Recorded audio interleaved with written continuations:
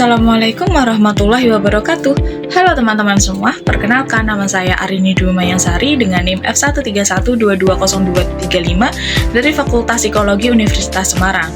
Tujuan saya membuat video ini untuk memenuhi nilai ujian akhir semester mata kuliah Psikologi Urban dengan dosen pengampu Ibu Kimi Katkar SPSI MSI. Nah, pada kesempatan ini saya akan membahas topik yang sangat dekat dengan kehidupan kita sehari-hari, yaitu apakah kita itu bahagia tinggal di kota? Mari kita simak fakta psikologis yang jarang dibahas dengan mengambil contoh kata, yaitu kota Semarang sendiri. Ketika mendengar kata kota, sebagian besar orang akan membayangkan kehidupan yang layak, lebih modern, fasilitas yang lengkap, peluang kerja juga lebih banyak, serta akses pendidikan yang lebih baik. Tidak heran jika banyak masyarakat dari berbagai daerah untuk datang ke kota yang dianggap lebih menjanjikan. Kota sendiri menjadi simbol kemajuan, perkembangan ekonomi, dan kesempatan untuk meraih masa depan yang lebih baik. Kota Semarang sebagai ibu kota Provinsi Jawa Tengah merupakan salah satu kota besar yang terus berkembang. Semarang sendiri juga menjadi pusat pemerintahan, perdagangan, pendidikan, dan industri yang menarik banyak pendatang dari berbagai daerah. Kehadiran berbagai perguruan tinggi, kawasan industri, pusat perbelanjaan, serta fasilitas pabrik yang semakin berkembang menjadikan Semarang sebagai salah satu tujuan utama urbanisasi di Jawa Tengah. Namun, faktanya, di balik berbagai kemudahan tersebut, kehidupan perkotaan juga menghadirkan tantangan yang sangat sering kali kita tidak sadari. Salah satu fenomena yang paling kita temui adalah kemacetan lalu lintas. Sebagai masyarakat yang tinggal atau beraktivitas di Semarang, kita tentu sudah tidak asing dengan kemacetan yang terjadi di kawasan Kaligawe, Simpang 5, Jalan Pandanaran, Banyumanik, bahkan Tembalang maupun Siliwangi. Terutama kemacetan yang akan terjadi di jam berangkat kerja. Nah, ada contoh seperti mahasiswa yang dimana dia akan kuliah, terus terjebak kemacetan, dan itu membuat kondisi ini juga menimbulkan rasa lelah, frustasi, stres ya. Dimana selain kemacetan juga kota Semarang juga menghadapi berbagai persoalan perkotaan lainnya seperti kepadatan penduduk, meningkatnya jumlah kendaraan bermotor, polusi udara, kebisingan, lingkungan, serta tingginya biaya hidup. Tidak hanya itu nih, masyarakat Semarang juga harus beradaptasi dengan berbagai tantangan lingkungan seperti banjir yang masih terjadi di beberapa kawasan pesisir seperti Kaligawe, Genuk, Terboyo, dan sekitar pesisir tersebut. Nah, fenomena tersebut sejalan dengan penelitian Prismawan dan Michael yang menjelaskan bahwa urbanisasi di Indonesia meningkatkan prevalensi masalah kesehatan mental di wilayah perkotaan akibat faktor kepadatan penduduk. Nah, lingkungan fisik yang kurang baik serta ketimpangan sosial ekonomi itu adalah faktor-faktor yang berkontribusi terhadap meningkatnya resiko stres, kecemasan, dan berbagai masalah kesehatan mental lainnya pada masyarakat perkotaan.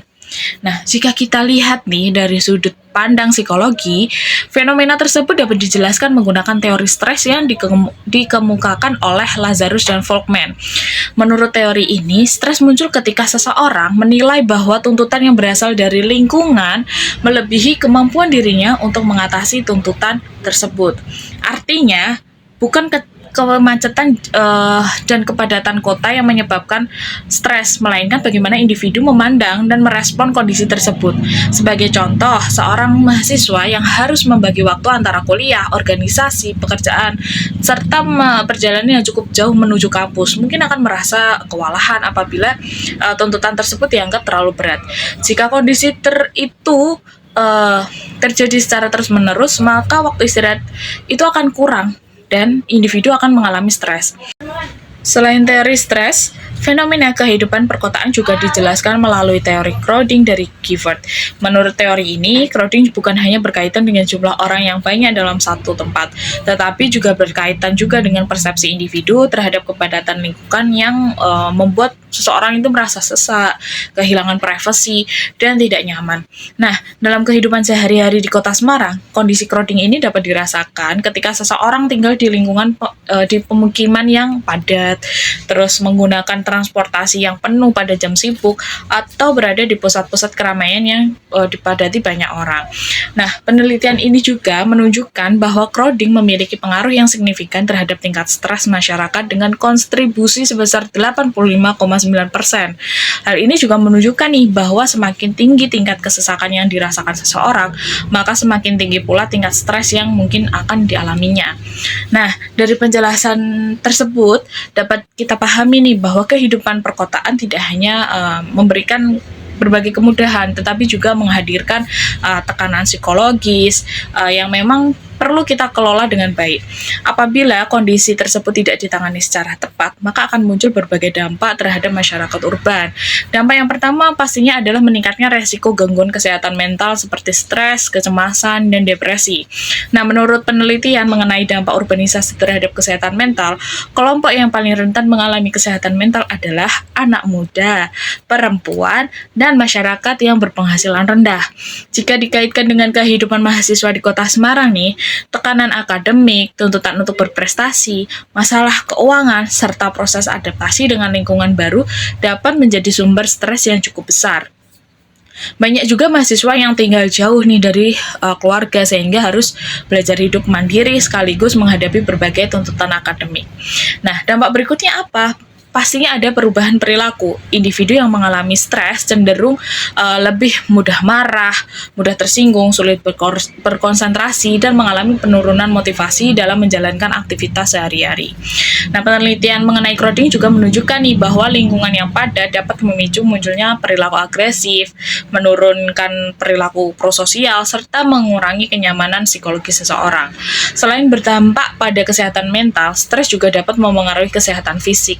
Seseorang yang mengalami stres berkepanjangan dapat mengalami gangguan tidur, sakit kepala, mudah lelah, gangguan pencernaan, hingga peningkatan tekanan darah.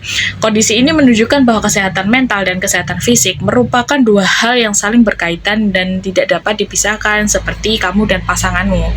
Oleh karena itu, kita harus bisa mengurangi dampak negatif kehidupan perkotaan terhadap kesehatan mental tersebut.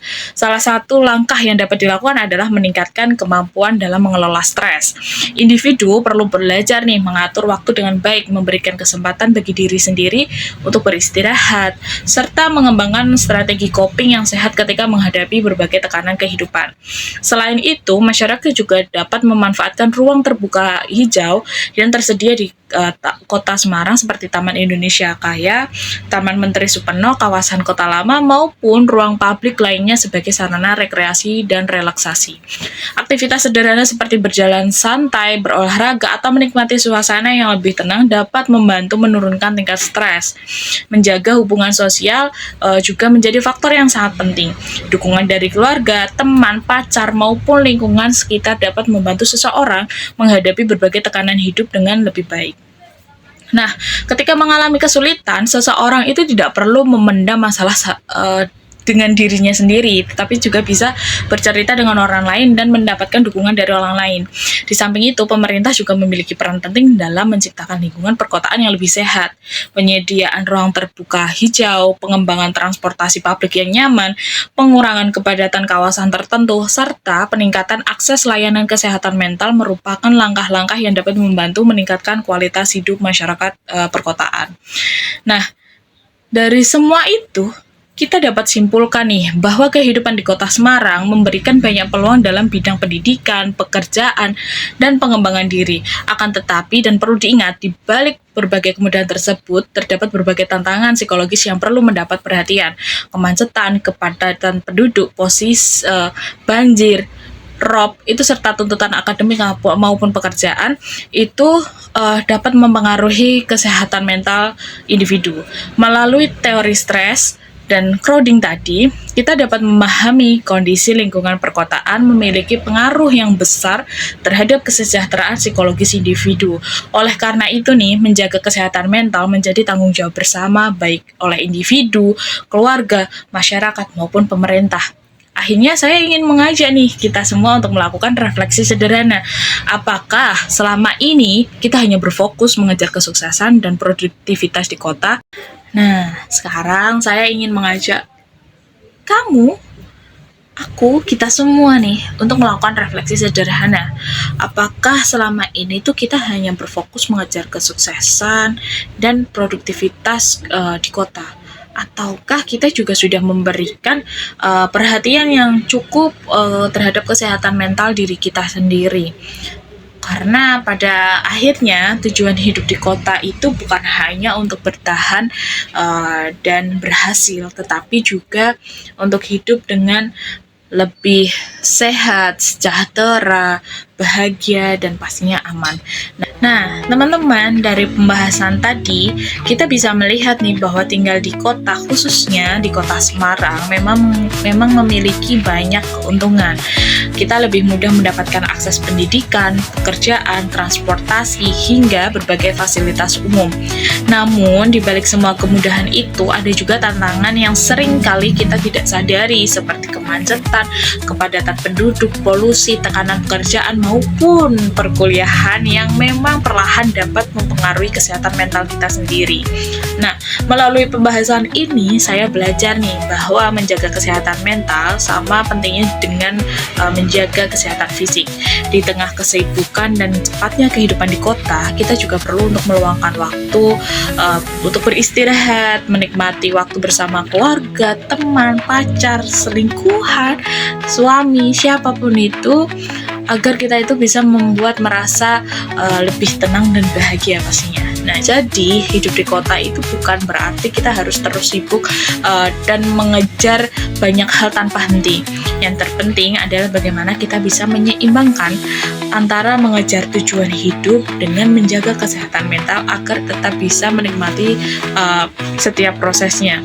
Semoga pembahasan yang saya sampaikan dapat menambah wawasan kita semua mengenai pentingnya memahami dampak kehidupan perkotaan terhadap kondisi psikologis khususnya di kota Semarang. Nah, terima kasih atas perhatian teman-teman. Mohon maaf nih jika dalam penyampaian masih ada kekurangan. Kita mungkin bahas yang lain ya di next konten, insya Allah. Oke, sekian. Terima kasih. Assalamualaikum warahmatullahi wabarakatuh.